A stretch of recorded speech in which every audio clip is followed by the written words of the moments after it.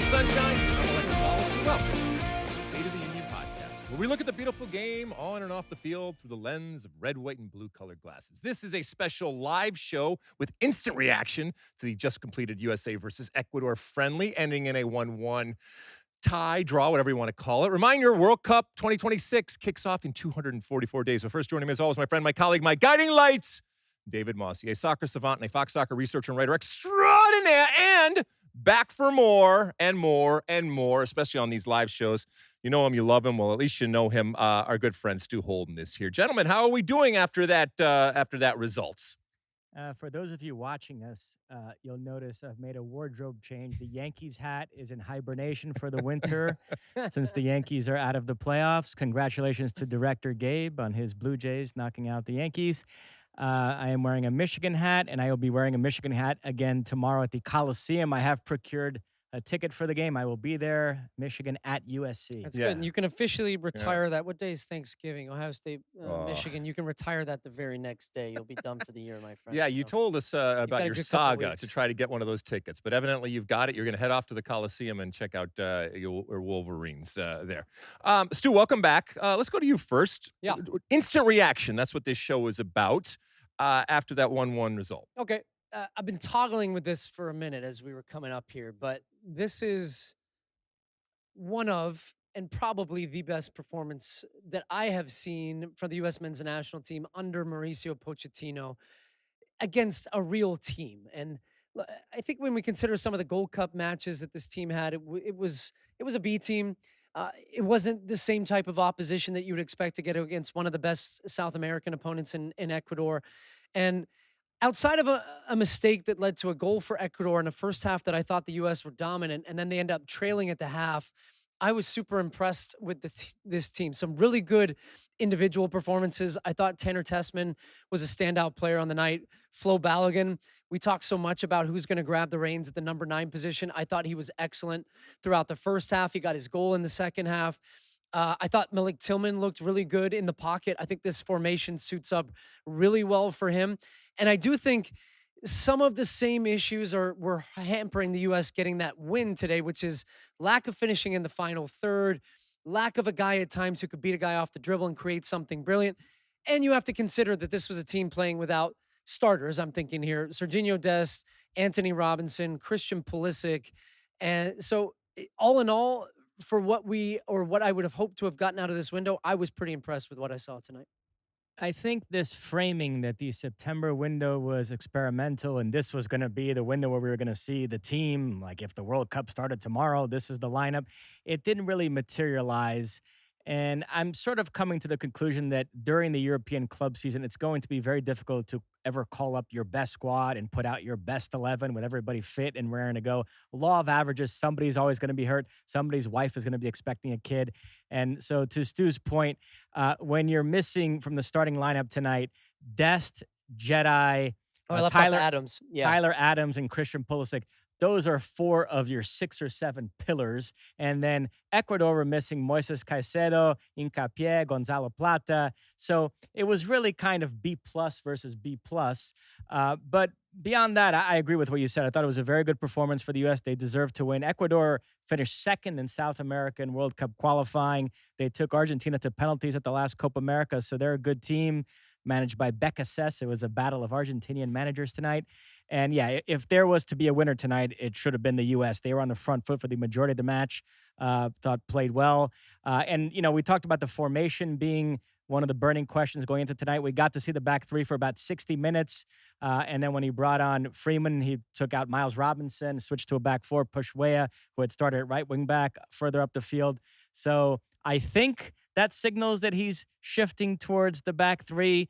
But is he hedging a little bit by the fact that they finished the game playing back in the back four? What I would say, though, even throughout the game with Tim Weah, thank you for I like seeing him get a look as a right wing back. I do think he could be really effective in that role. But even in the U.S. in possession, actually, oftentimes they were really rotating Miles Robinson as a right back and Tim Weah playing very high and wide on the right-hand side. It did end up coming to bite them a little bit in some of the ways they were trying to build because they turned the ball over in the first half and they got caught in a goal where Chris Richards was 1v1 against Valencia up front. But Lex, are you you're too quiet over there, and you're making me uncomfortable because to me this feels like you're gearing up the rocket to let leash. Are you as positive as Mosse and I, or are you trying to fire Pochettino? Well, you know me too well, Stu. I am nothing if not calculated in terms of my reaction here, and I did want to let you guys have your say, and not stew, but maybe marinate a little bit as we get further and further from this final whistle. And what I come back to is, especially after Mosse gave his instant reaction there, notwithstanding the fact that this is what we get paid to do, and this is what we love, and we all, I think I can speak for you, we wear it on our sleeve, and the connection and the emotion and the history when it comes to this U.S. men's national team is obvious to all, and that's part of the show that we do. But I'm left with one question. Given all the things that you said, given the way that this window was going to be framed, but so far really hasn't come to fruition, I think there is still continued experimentation, even though we were kind of told that that was done. And it doesn't mean that you can't have experimentation. Not excuses, the realities of both teams not being at their best, Christian Pulisic not playing it, so that you can go through this litany of reasons, yes, but this, which leads me back to this question. Why should I care? Why should I care about this game tonight? Why should I care about this team until next summer? Why should I care when this team has, the moments that we saw tonight? I thought, to your point, Balogun, I thought was the big winner. I thought he was the big bright spot, and an important bright spot because of that position up there. But if this is just kicked down the road, other than this is kind of what we do, and when I say maybe it's me, but maybe it's everybody else out there, in that, is this just not going to matter, and we're never going to really fully assess it until next summer? And if that's the case, okay, but that wasn't how it was made out when Pochettino took the job, and I get that there's a betting in process, and maybe this is just me. Maybe this is just me saying, well, I'll care when it matters, and evidently it's only going to matter next summer, and that's a legitimate and fair assessment of the situation here. But should I care about what I saw here tonight?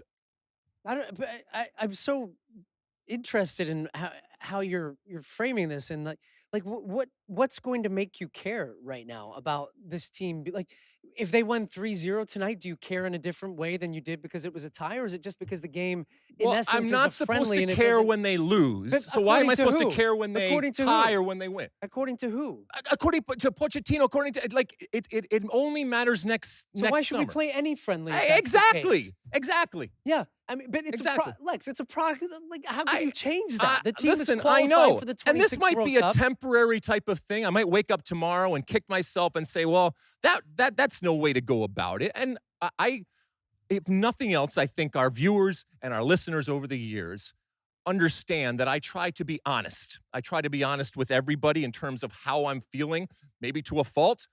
My emotion sometimes gets the best of me. As I came on air, I told you I am invested in this team, and maybe this is a mechanism. Maybe this is a mechanism in my body that's saying, no, don't be invested. Don't care. And I hate that I'm feeling that, but maybe that's what I'm feeling right now. But Lex, you were involved in 2 World Cups, and you played friendlies leading up to those World Cups. Don't you think those friendlies were important in the process of preparing for those tournaments? Didn't you glean things during those friendlies that then became useful when the World Cup came around? I guess maybe it's just a reaction. I don't know if it's natural because it's just to me. So maybe it's only me. Of when we say something either positive or negative, there's a but. It's like, oh. And maybe I just can't wait to get to next summer when there is no more buts. When you could go out as this team did tonight and at times be the better team, whatever that means to you, but let's say it's in possession or Balogun creating opportunities. And yet you make one mistake and it's 1-0. And if you can't find your way back, you can't say, but this, or we didn't have this guy, or didn't start this guy, or this guy was hurt. And all. No, it's not going to matter. And maybe that's that's too stark of a way of looking at Yeah. it, but that's what I find my little brain doing Okay. right now. Well, first of all, it's ridiculous. Okay. You're ridiculous. And outside of having Very an possible. open therapy session here where we can dig into where these feelings are coming from, what I will tell you is that these games matter. Now, the results, in essence, there's not going to be points given out. We're not going to win a trophy for winning these friendlies, but these games are truly a part of the process of look what the U.S. has been through even over the course of the past year, the Nations League, the Gold Cup. For Pochettino to now be in a place here in October where he seems like he's molding and finding a way into a system. He's starting to plug guys into positions. He's starting to get the best out of Balogun. We're seeing Tim Way as a right back. We're seeing 3 center backs. We're going to get Anthony Robinson at the left back. These are things that have come about over the part of a process that has taken time. But to your point, if you want, I don't know, do you need somebody bleeding on the field and an American Eagle like running out there that like you're like, that's America? No. I think what's happened for you. I would never force my definition of what Listen, America is on you or anybody else. I think you've been so disappointed over the past year and a half, 2 years that you're now a little bit afraid Maybe I'm to gun shy. commit Maybe again. I'm- You are. I think you are. I think you're afraid to open yourself back up again, to give yourself back I've been to this hurt. team I've been and hurt, jump on Stu. board. I've been hurt, Stu. I'm aware. So maybe You know, I'm we're not ready therapizing here. to get. I'm not ready to get back on that horse. Back out into I had my heart broken, All right, and man. and we I'm can not put quite those ready. pieces But back together. I want to be there, and I'm looking ahead, and I'm saying maybe that heart will repair. My heart will go on come next summer, but I'd like it to start happening before. Yeah. Just to give the full lineup tonight, and then we can really dig into it. Matt Free started in goal. That in itself is interesting. We'll see. Wait, if we're not Turner into it starts yet? against Australia. Then it was the back three was Ream, Richards, and Miles Robinson. It's interesting that Miles Robinson is that third center back. Then you had Timmy Weah at right wing back. That I find fascinating. We can dig into that. Arfston on the left. Then he played Aiden Morris and Tanner Tessman as the central midfield pairing with Weston McKennie further up the field. McKennie and Tillman were the two behind Balogun. I did not like playing Weston in that role. The further up the field you put him, I think the less effective he becomes. I like him making runs from deeper positions and popping into the box and surprising opposing teams by doing that. So I thought he had a disappointing night tonight, but I agree with you, Stu. I'd like seeing Weah at that right wing back spot. That was a positive for me. You liked seeing him, or you liked him there? You thought he played well? Because I thought, other than Balogun, I know you mentioned Tanner Tessman, I didn't think anybody had a particularly good game. I did think the dynamic changed when the Lunas and obviously Pulisic came in, and maybe they wore down the opponents, but I didn't think that anybody had a I particularly... thought Tillman played well. Tillman. Really? Yeah, I mean, he had a great assist on the goal. I thought he was really active. Might have throughout. been offsides. You have to consider, and this is actually an interesting part. If we are saying that Pochettino is going to stick with this formation and this is going forward, there are going to be a bucket of players that I think end up moving down the depth chart in terms of their playing minutes and also their ability to play in a position where maybe they're the most impactful. And I think to your point, Weston McKennie actually becomes one of those players that's once again kind of a tweener in that system. Now, the 22 World But like Cup, odd man out tweener, or I think so. I could see a starting lineup without Weston McKennie. Okay. Absolutely. Okay. Yeah, I absolutely could. If this is the formation, because to me, the way Tanner Tessman is playing for his club, the way he's played tonight for the national team, I actually would love to see him get a game alongside Tyler Adams when Adams is back and healthy. And then if you consider that Pulisic is one of the guys in front and Tillman is in great form and he's one of the guys in that number 10 role, he's a much better linker. He's better back to goal. He can create that last pass, that goal. McKennie is not a back-to-goal player. He needs to be in the mix. He needs to go and hunt. He has to have a little bit of freedom, and that's why he fit really well in a midfield 3. But if it's a 2 or whatever this formation is going to be as a box 4, it doesn't suit Weston McKennie. You don't think Adams and Tessman would be somewhat redundant? Shouldn't it be one of those two guys alongside somebody that can get up the field a little bit like a Weston? No, I think that Tessman has the range to go box to box. Absolutely. I mean, he's doing it with Lyon. He shows he can score a goal. His passing range is good. His physical capacity in terms of his, as you can tell, I'm a big fan of Tanner Tessman and have been. I feel like Mallorca maybe should have signed him years ago. Oh, Wait, you two have been at each other's throats all night. We're talked about the back three. The minute the Ecuador goal was scored, and what a great play by Ener Valencia, but you identified an issue there, and you turned to Stu and said, "There's your back three." You left one guy isolated with Ener Valencia. No, I mean seriously, did you find an issue there? I mean, well, first off, wonderful finish from a 73-year-old. And you know, when I was being a little facetious, but You never. But obviously, the angles and the spacing dramatically change, and this has been to be fair to Stu, there's a recognition of, okay, this is not just going to be something that they're going to have in their back pocket. This is going to be something looks like that they might change. And you know, you heard the guys before the game. If you watch the game over there on HBO or whatever, talking about, hey, this could really kind of open up some opportunities for Pochettino to do some different things. And I do think that I don't think it's a back pocket thing. I think they are going to continue on. But even I can recognize that it's going to take some getting used to. And those spacings are different. So actually in that goal, yeah, it was a broken play and Tessman bit and a lot of stuff happened. But ultimately, wonderful first touch from Ener Valencia. But it's right down the gut, right down the middle. And now, again, that spacing of a three actually has that one person there that if you get beat, as opposed to the four where there's an opportunity to kind of back up in a more traditional type of way, it did get my wheels spinning saying, all right, is it because of that spacing that in this case, it was Chris Richards who was left alone in the middle of the field and was beaten, again, by a great touch, but still, Ener Valencia still got a little pop, by the way. Yeah, we saw numerous times there by pop, and then he did. I thought he finished it well, but I also think when Matt Freese 9 games in a row, so I think he's the number one right now. It was a good finish, but I want an American goalkeeper, especially given our history, to make a big save, and that would have been a big save. But you can make the saves that you're supposed to, but make the save that you're not supposed to. You know, if Ener Valencia had done that against Fluminense in 23, Johnny Cardoso would be a Libertadores winner right now. That's a little too much in the weeds for you guys. That's very in the weeds. So what I would say to that is I think some of that is absolutely valid. And this is what these, what did you call them? Waste of time games. This is what these are for, Alexi, okay? So Pochettino is playing a formation that this team has really only started with about 2 games now. You have new partnerships out there. You have guys that are trying to figure out where they need to be in certain moments. There's a turnover, the ball. Aiden Morris misses the passing lane. Boom, Ener Valencia skins Chris Richards. Richards has a bad moment there, and it's a goal. I will say, though, it is part of the conversation, and you are a center back, and I would say you probably have a better understanding on this than me by No, don't do that. Don't shot. do that. I hate when people do that. No. Because then you can't talk about. No. I'm not trying to say I defending can't. Goalkeeper. I didn't play goalkeeper. But just don't do that. Okay, I mean it you more understand soccer. You understand defending. It's really not that difficult. Ask you a if I can do it, it's easy. I mean it to ask you a question, Yes. but mostly from Richards, from going from a right center back to the middle of the center back position. It feels very different in terms of your responsibilities and what you need to be aware from running and stepping and communication and being more aggressive. So to me, it feels like he needs some more reps as a center of a center back. But at Palace, he's playing all the time as a right center back. So I don't know how big of a leap for that is him going from the right to the center.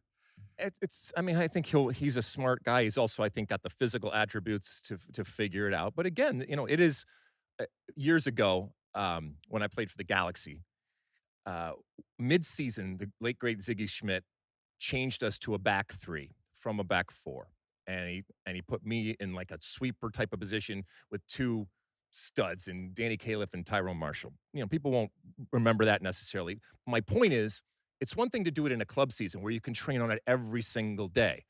Again, 4 games basically left before the World Cup. 2 windows, 2 games in each of those windows, 1 in November, 1 in March.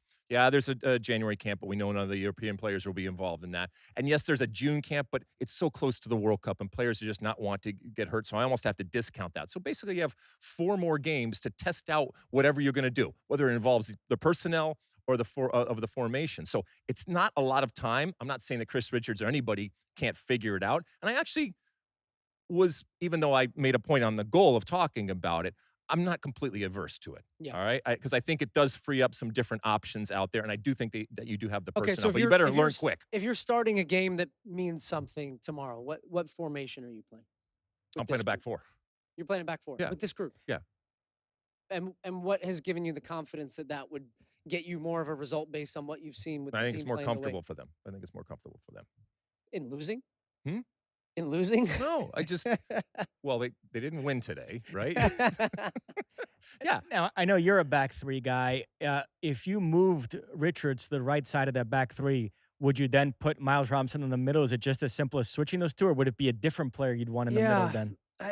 That's a pretty interesting one because I'd rather have Ream in the middle. would you really? Yeah. But then I lose his left Yeah, foot you over lose the there, left foot. and that's Yeah. a problem. But that's what I would do. I put him in there Yeah. with the recognition that we're not playing out of the back. We're not. It's not ever, but we're not going to be that type of team. So Yeah. I would rather have that older guy who's slower but is up here and can play with that, and then have the two studs in front of him. To answer your question though, I think that Pochettino would like to be able to play Chris Richards as the right center back and have somebody else there, but you want to invest in that middle guy as being your Virgil van Dijk or your Ruben Diaz, or just like the center back that's going to dominate and be your best player in the back line. And I think you wouldn't want to start Richards as the right center back and put Miles Robinson there, but you're not sure that Robinson's going to be one of your three. So then you put McKenzie and you're swapping out the middle guy. I think in an ideal world, he would like to do that. But I think the reality of the situation is Richards and Ream are going to be there no matter what. And it's really about who's going to be in that third center back position. Okay, where should we go to now, Mosse? Well, I took us through the starting lineup. Let's go through the subs. Okay. So he brought in Luna for McKennie, and then, as I mentioned, Freeman for Miles Robinson, which meant switching to a back four. And then the rest of the changes were all like for like-ish. McKenzie came in for Ream at the back, Pulisic for Weah, Roldan for Morris in the middle, and then Haji Wright for Balogun up top. Did any of the subs catch your eye? Luna. I thought Luna, and not because he created everything, but he wants to be on the ball, and he does bring something different. We've talked about how Tillman, while I think is a really good player, and absolutely you can make a case for him starting, he's not going to run the show. That's not what he does. And so I think Luna, maybe as a sub primarily, but I see he can certainly start. I think he gives something different and gives a good look and a different look out there. Zendejas was hurt, as you mentioned. Christian Pulisic came in. By the way, did you see that Christian Pulisic was talking to our good friend Dougie Mack about this summer? He said, "Let's see, Christian, because we know all the consternation that happened this summer with Christian Pulisic didn't participate with the national team in the Gold Cup. I worked really hard this summer," he said. "It's not like I just took a break. Don't care. That's great. I'm glad that if he needed that time, we can disagree or agree to disagree. You took the time. If you're better for it and you're going to be better next summer, that's great. That you worked or went to the gym and worked on it, it's great. I don't really care. He didn't do a whole lot when he came in. Evidently, he has an ankle injury from preseason at AC Milan, but he's still able to be arguably the best player in Serie A. And then he came over here and evidently tweaked it or did something like that, but he came in for a little bit today. Didn't do a whole lot when he came in. Haji Wright, I know a lot of people were looking forward to seeing Haji Wright given what he's doing. Had a couple of opportunities, but I did think that subs did change the complexion, and the U.S. for a while smelled an opportunity, got the goal, but then you were right to point out, kind of took their foot off the pedal. Maybe they exerted too much, and that was it, and it was a fait accompli to end up 1-1. I do think a lot of your irritation tonight is the fact that Pulisic and Jedi did not start. You felt like if you're in the squad, you ought to be able to play from the start. And then if you add those two, then it becomes very close to the U.S.'s strongest lineup, and I think you would have been able to draw more conclusions from that. Well, wait. So the lineup obviously would be Dest on the right-hand side. Well, not obviously. Dest on the right-hand side, Jedi on the left-hand side, Christian Pulisic in there, and you guys mentioned Tyler Adams, right? Right. So there's potential for, depending on what happens with Weston, potential players and real players that do change in terms of their experience. So yeah, I think that's actually an interesting point, because one of the things I felt in watching that game is the U.S. were winning the ball back really well. They created some really good goal-scoring opportunities in the first half, but yet got to so many positions where, once again, you can't beat a guy off the dribble. You can't create the last pass. You can't create the moment for a goal. And Balogun had a couple breakaways. They're cutting one back. It was crying out for a guy like Pulisic. And it just reminds me once again that he is by far and away our best player. And with him on the field, we are a different team. We have an ability to beat teams that we can't when he's not there. And so whatever happened with him in the summer, the form that he's in with right now with AC Milan, he is our Messi. I mean, he is a guy that will win us games. And so he's sorely missed when he's not on the field. If we can get him healthy, but it's going to be a big part of, can the U.S. go as far as we hope they can go in the summer of 2026? That's ultimately, to me, going to rest on the shoulders of Christian Pulisic. But to your point, Mosse, I think my irritation comes from the fact that it seemed to have been framed that this was going to be for real now.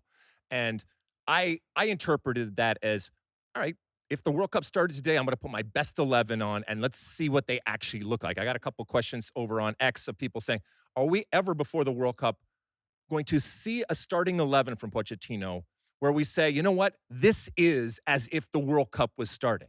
I don't think we are. I don't think we are. And maybe we were never meant to be, and maybe that's unrealistic for any team leading up to a World Cup, especially one that's not qualifying. Yeah, now the Dest and Tyler Adams absences were not on Pochettino, so that already blew up the notion that we were ever going to see the absolute best team. But like I said, had Pulisic and Jedi started, it would have been close enough that I think he would have felt differently about tonight. You know, John Strong and I actually have this conversation fairly often as we head into these major tournaments about, and he's raised this point, so I do want to give him credit here, because we talk so much about our best team and our best 11 and our best guys. The reality of the modern game is, with the amount of games and minutes and injuries that teams are picking up, your actual best 11 actually starts to become your 14 and 15. And that's why the rosters are now 26, because of the amount of injuries. And you could point at almost any window for any national team out there right now. We're not the only ones in this boat. I mean, Thomas Tuchel left Jude Bellingham at home from the England roster, didn't even bring him to the qualifiers. And called him repulsive? Yeah.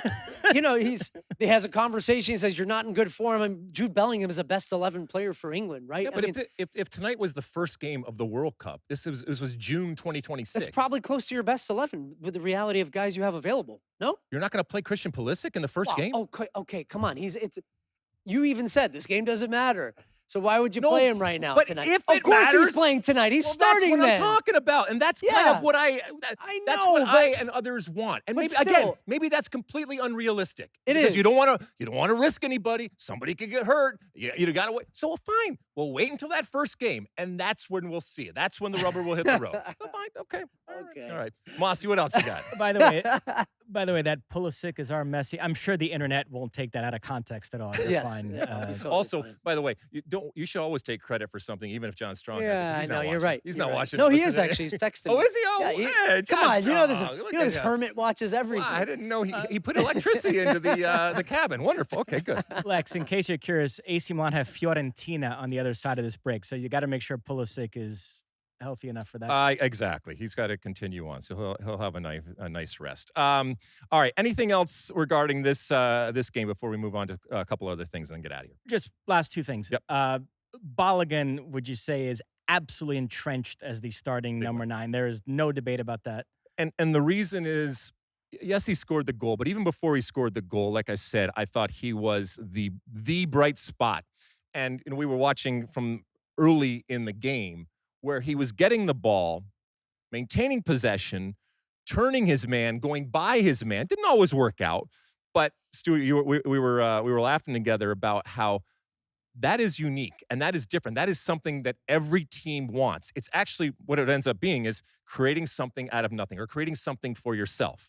And when you look at the players that we have had up top in this rotation of testing players, there's nobody really that does that. And Balogun hasn't always done that, but he looked really, really up for it tonight. And that's fun. If I'm on a team and that guy's doing something like that, and yeah, I'm not discounting a ball into space, for example, that Ream hit to him. That's good. But then there's a lot of work to do. And the likes of Sargent in particular, that's not what he is able to do. So if Balogun, again, stays healthy and does that type of stuff that can conjure something out of nothing that at some point this U.S. team is going to need, that's wonderful because that's a whole nother layer of a striker. And Alexi, his ability individually to create something is truly unique, I think, in this pool. I do think also he has been it's not a coincidence that his last two performances for the U.S., I think, have been two of his best, in that he's in now also a formation where he has guys closer to him. And one of his strengths beyond being able to run, being able to turn players, is to hold up the ball and to link play. And when he's got, it was Way almost scored that goal, right? Yep. He comes in off the right-hand side, pops Laying it into it off. Balogun, Yep. lays it off. They're spinning, they're turning. Like, I think he also is very good when he has guys around him that he can bring into the play. So I'm excited at his ability individually, but also collectively. And I think to see more of him now in this role. But I agree with you, Mosse. This is his position to lose, and he continues to strangle it with two hands. And then last thing, and then we'll move on. If Matt Freese starts again against Australia in a few days, then I'm prepared to say he's clearly the #1 in goals. Are you happy about that? I still kind of prefer Turner, but Pochettino clearly disagrees with me on that. Well, if he were to do that, then he would be kind of living up to what I've been screaming and yelling about in a certain sense, because this is my guy. This is who I believe is our #1, and I am going to play him, even though we're 9 months away and he could get hurt and I should be testing and all that kind of stuff. All right, where should we go to now? So that next U.S. game against Australia is Tuesday in Commerce City, Colorado. We will do another post-game show that night, but you won't have Stu Holden to kick around. He will not be there. Australia, by the way, beat Canada 1-0 in Montreal tonight. So they're going to be coming off a nice result. Jesse Marsh taking an L there in that one. In terms of what the U.S. has coming up in November, 2 more South American opponents, Paraguay and Uruguay. Sean Sullivan found this Mauricio Pochettino quote interesting. I'm going to read it to you and you guys can react to it. He said, "There are no sacred cows. I promise you, no one is sure that he is going to be on the roster for the World Cup 2026. I don't believe before that was the case. Today, I promise that all the guys feel they need to fight to be there, and that is priceless." Yeah, I mean, he can say that, but reality shows that, yeah, there are some players that, and not that they don't have to fight, but that as long as they continue doing what they're doing, they are going to be on the roster. I mean, whether it's Pulisic or anybody else out there. I like the sentiment, and I do think, to be fair to Pochettino, he has come in and kind of been a new sheriff in town and done some things that the players have recognized. Okay, we're not in Kansas anymore, or we're not in, with a Berhalter land anymore. That's a good thing. And I do think that he's been whittling things down and putting all of that information and data into his little computer, and that's going to spit out ultimately, we think, 26-man roster, 26 names come the end of May next year. I get what he's saying. I think he has shaken up the culture a little bit. I'm with you in that I think there are certain guys that we can pretty confidently say will be there in 26. What I will say, and maybe add and give him credit for, is I think there are certain guys that before knew they were going to be called in and also knew they were going to start. I would say that there's a good number of those guys, if we're going to say maybe Weah, McKennie, maybe Tyler Adams. I don't know. I mean, and I guess that's a credit to him that I don't know if all of these guys are going to start. I feel more confident with some of those guys on the field, but do I think that they're going to start? Some of them I don't think so anymore. And that creates a better competitive environment within the team. Switching gears, the U.S. U20 team continuing to impress. They hammered Italy 3-0 in the round of 16 match at the World Cup in Chile. Kremaski got 2. Sakiris with a lovely free kick. So the U.S. off to the quarterfinals for the 5th straight edition of this tournament. Now they've gone out in the quarters in the last 4, so they're looking to get over that hump. They will face Morocco on Sunday. If they get past Morocco, it'll be either France or Norway in the semis. I was impressed watching them the other day, And Italy had a couple of chances early in this game. The U.S. get one off a corner. Kremaski poked it home. And then actually from that point on, the U.S. were completely dominant. And I was sitting there watching that game thinking, wow, this U.S. team looked more powerful than Italy. They looked more confident on the ball. They looked like they had more of a plan. I was impressed. Now, I covered the Morocco game earlier in the tournament. This is a very good Moroccan team. This is a nation that is truly on the rise, coming off the back of their top 4 finish in 22. Their youth teams are good. They possess the ball well. They have a clear idea and plan. So I actually think this shapes up to be a pretty tasty quarterfinal. I would love the U.S. to go on and win, because not only that Italy result, they beat France, was 3-0 as well, right? Or was that 4? Was that 3 or 4? 3-0. 3-0, yeah. Both, and some really good. I've been a big fan of, just to call out some individuals. Frankie Westfield from Philly, I thought has been good. Shakiris, Benhad Kremaski has been the standout player for the U.S. And Brooklyn Reigns, also in the middle of the field from the Houston Dynamo. I've been really impressed by him too. Now, interestingly enough, the game we're showing on FS1 on Sunday is France-Norway, not US-Morocco. Stu, I know you're in charge of all production decisions. Give me your thought process behind that Send one. your complaints to Rob Stone, please. He's normally used to handling these. Well, but as you mentioned earlier, this is not rarefied air. As a matter of fact, this is something that's been done before. And we talk about this with the full national team in that we've been there before. We've gotten to World Cups. We've finished first in our group. We've gotten out of our group. We've been to the round of 16, and that's usually where we falter. So maybe I'm just Debbie Downer for this entire show and being a complete grouch. But okay, well, do something now. Because we've been fooled before by the promise and the allure of youth, and oh my gosh, this is a generation, and this is going to change everything. Okay, fine. Well, play the game in front of you, which is all they can do. It's been good so far, but now we're at a point where in the past we have faltered. So do something that hasn't been done before. Next order of business, CONCACAF World Cup qualifying. Some interesting results the last couple of nights. Honduras and Costa Rica played to a 0-0 draw. Haiti is actually in first place in that group above those two teams. Curacao beat Jamaica 2-0 to vault to the top of that group. Panama beat El Salvador tonight 1-0, but it's Suriname on top of that group. So at the midway point of this final round of qualifying, Suriname, Curacao, and Haiti would right now be going to the World Cup. Crazy.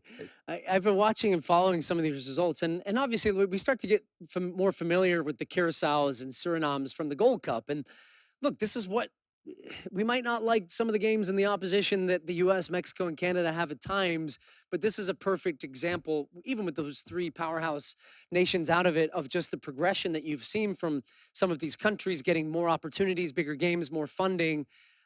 This is what it's about. I would love to see some new names at the World Cup, but still quite a ways to go.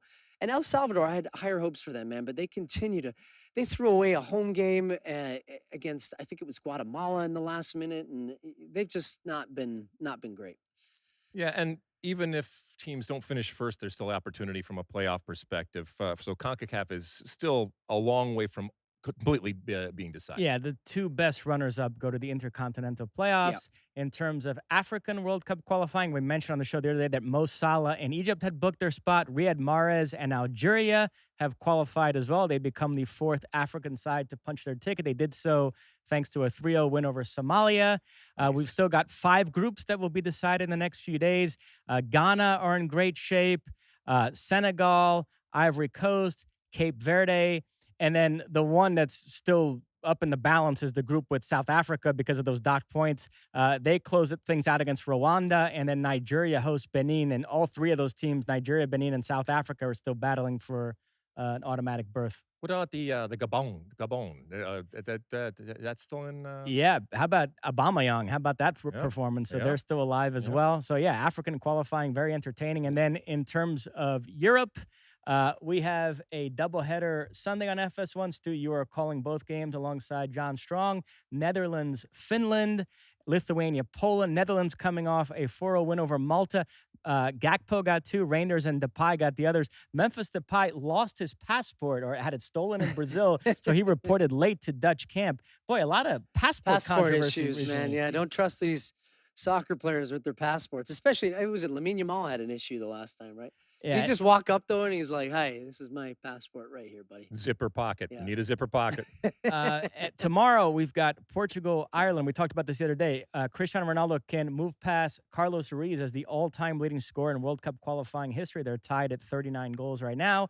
Also, Erling Haaland and Norway face Israel. They can move closer to qualification. So a lot of interesting happenings in Europe. Finally, a couple of friendly results. Argentina beat Venezuela 1-0 in Miami tonight. Lo Celso with the only goal. Messi did not play at all. There is speculation he could theoretically play for Inter Miami tomorrow night in that MLS game against Atlanta. We'll see if. I don't think you can by FIFA. I don't know. Called up, you're not allowed. People on X are speculating about it. And Argentina play Puerto Rico, their second match of this window, which is now in Miami. Got moved from Chicago because of that whole Michigas with the troops and the protests there. So interesting few days here for Messi. We'll see when and if he actually plays any of these games. And lastly, if I look a little tired today, it's because I've been up since 4 o'clock in the morning. Not intentionally, by the way. Brazil played South Korea. in South Korea. The match was at 4 a.m. I had no intentions of watching it live. Somehow my body just knows that there's something of interest going on. So I woke up at 4 and I think as long as I'm up, I might as well watch it. And I have to say, I know it's only South Korea, but it's the best Brazil have looked in a long time.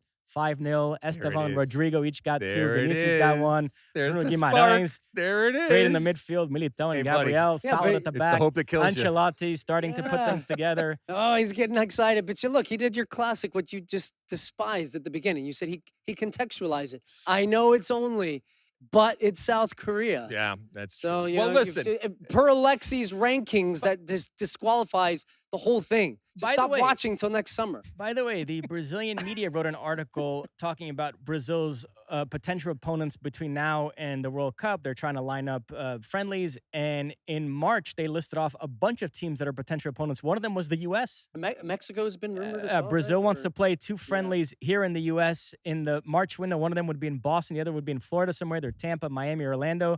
And they rattled off 4 or 5 teams that would be possible opponents. And one of them was the U.S. for whatever that's worth. Well, maybe I'll be carrying by that point. We'll see. Listen, I'm going to get a good I'm sleep. gonna take you out for a drink tonight. I'm going to get a good sleep, and tomorrow, in the light of a new day, maybe things will look different for me. I appreciate. Thank you for your patience. Thanks, Stu, for coming back again. We will do another live show next Tuesday after the U.S. Australia game. Stu will not join us, but we will have an instant reaction after the Tuesday friendly. Last thing, I think we can agree on this. We found out tonight, Stu is not the most talented broadcaster in his family. He brought his daughter here, and she had to do a read earlier off the prompter. And Crushing it was, the prompter. Oh, man. It was stunning. We have I'm a rising in star in trouble. the Holden family. Kenna's, At one point, she had her down barrel that she was talking to, like I'm doing right here.